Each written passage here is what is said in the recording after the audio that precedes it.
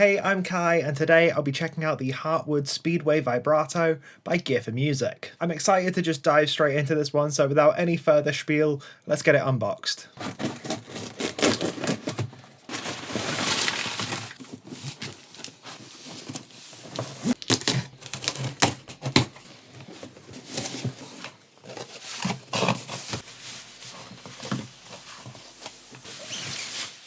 So here we go, here it is.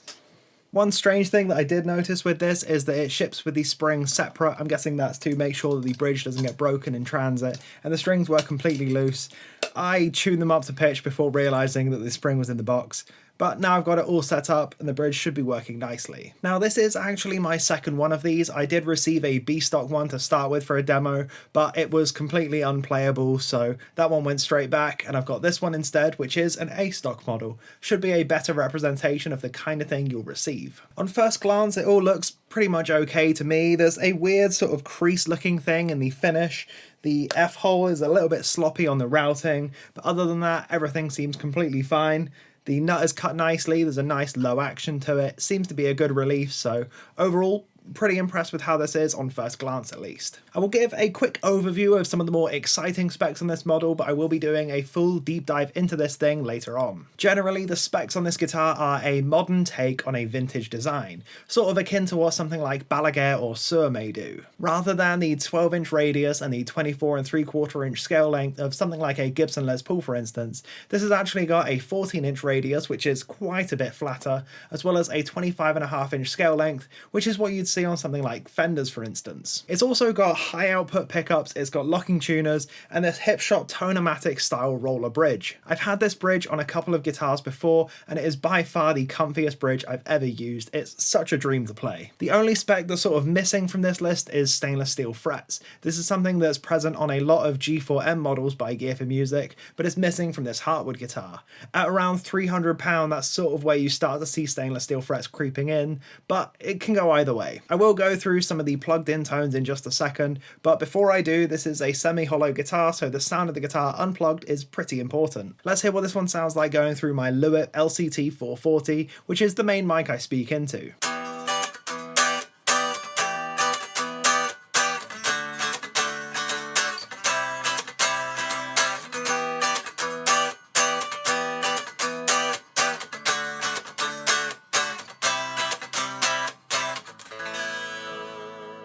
I would say that it's not actually an awful lot louder than a lot of my solid body electric guitars, which is kind of surprising, but I'm also not completely against it. The first tone I've got set up here is a sparkly sort of clean tone. I'm going to run through the neck pickup for this.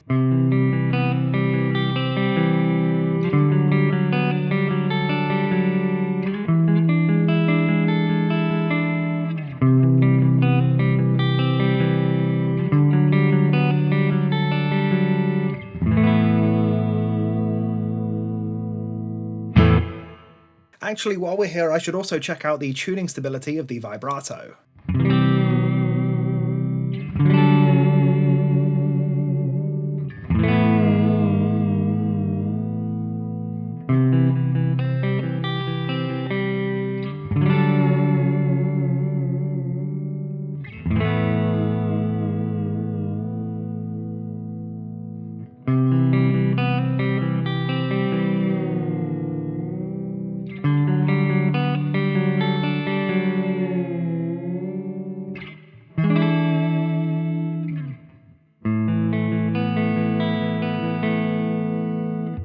It's not perfect, but it's mostly in, and I was doing some pretty deep dives on this one.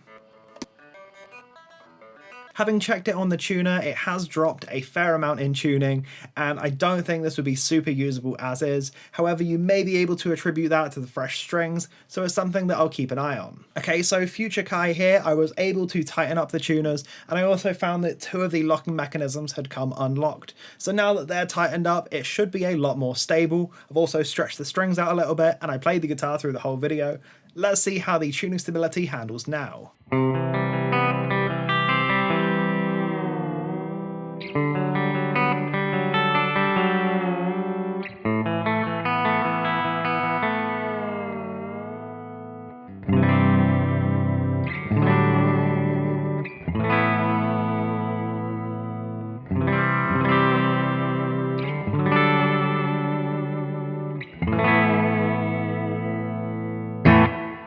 Yeah, as I expected, after a little bit of stretching in, a little bit of tweaking, and a little bit of just playing it, it now holds its tune an awful lot better. Now, since these pickups are splittable, let's go for a split middle position thing and go for a big ambient tone.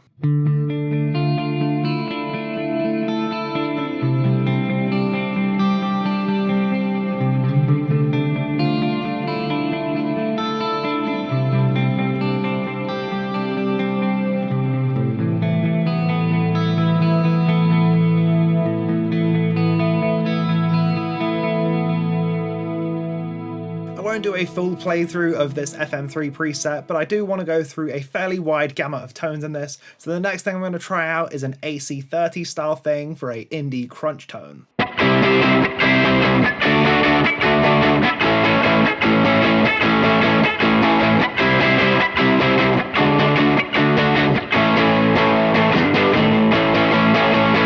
I'm finding this guitar a little difficult to play. I'm not sure if it's just the stock strings or the fretboard or what, but it's incredibly sticky and quite hard to move up and down the neck. It does sound pretty great though. I'm enjoying how the pickups sound quite a lot. Let's push this one up into crunchy territory now and see how it does for a standard rocky sort of thing.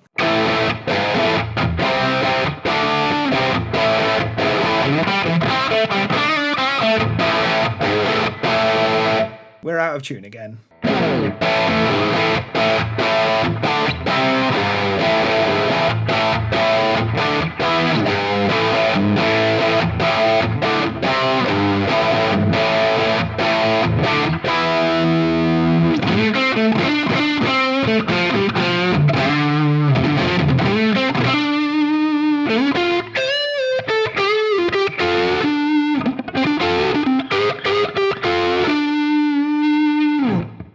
Overall, it's handling everything pretty well. It's a fairly versatile guitar, both in terms of looks and in terms of sounds. So let me know in the comment section down below which one of these tones would be your best suited practice for this Hartwood Speedway guitar. One thing that's absolutely obvious to me is that the strings on this guitar are completely box fresh, so that may be part of the reason we're having some tuning instability.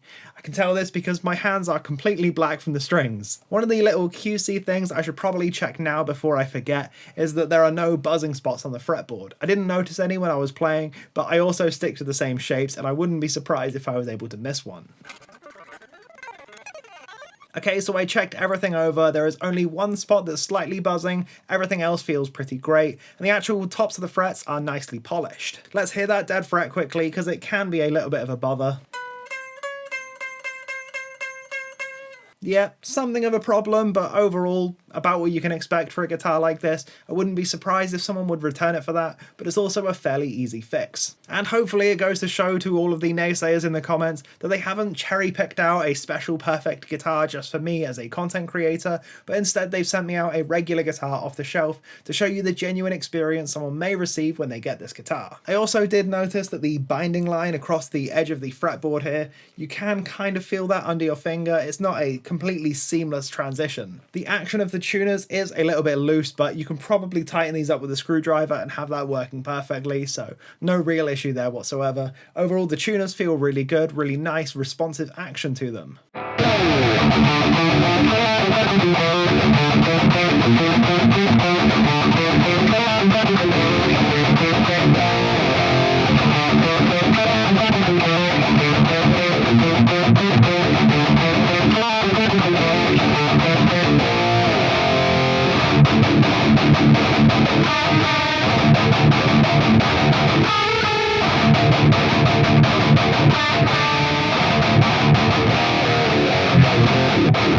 So why did I pick this guitar and who do I think it's for?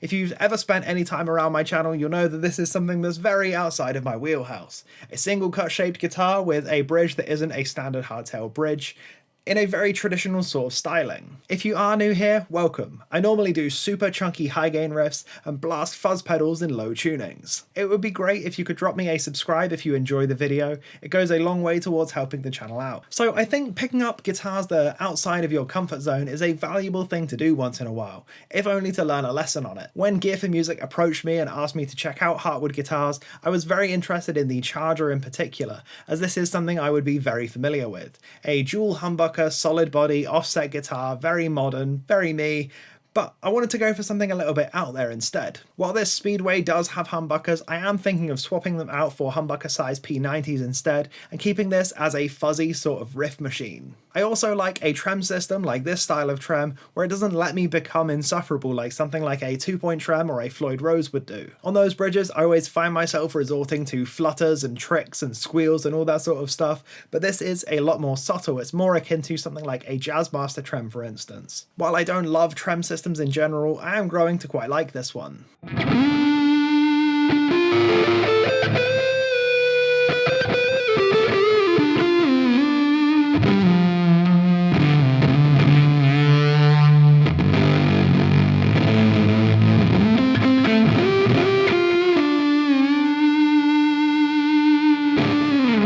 Now it's time to wrap things up into something of a conclusion. I should mention before I start this, that Gear for Music have sent me out this guitar to demo, so this is a sponsored review. That said, I hope you've noticed from the rest of the video that I will always give my honest opinions on the matter and call it like it is. I'll start by talking about the looks of this guitar. I personally think this looks absolutely fantastic. It's a really classy looking guitar while also being nice and sleek and modern at the same time. It's got a really nice weight to it. I'd put it around the 8 pounds, 8.5 pounds maybe, where it feels like a nice solid guitar, but it's also not so heavy that it's going to hurt to stand up with for too long. This look really suits the fuzzy rock sort of thing as well, sort of like the Jack White Queens of the Stone Age kind of thing. While I do like that they're going for sort of more modern specs on this one, with things like the locking tuners, the coil split on the pickups, as well as the flat fingerboard radius and the longer scale length, I do think that stainless steel frets would have really been the icing on the cake here. I'm also not entirely sure what wood this fretboard is made out of. I think it's a synthetic rosewood sort of thing,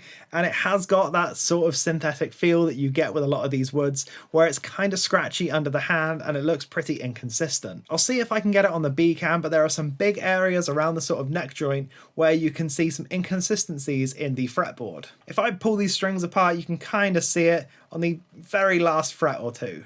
In general, the quality of this one feels pretty good. The setup's really nice, it's got a nice low action, it's just got a couple of minor build defects on it. If I had purchased this guitar with my own money, I think overall I'd be pretty happy about it. It sounds great, it plays great, it's just got a couple of very, very minor issues that need some attention. I'll play it out with one more riff. This is a big fuzzy octave sort of thing. This is sort of where I think this guitar would best suit me.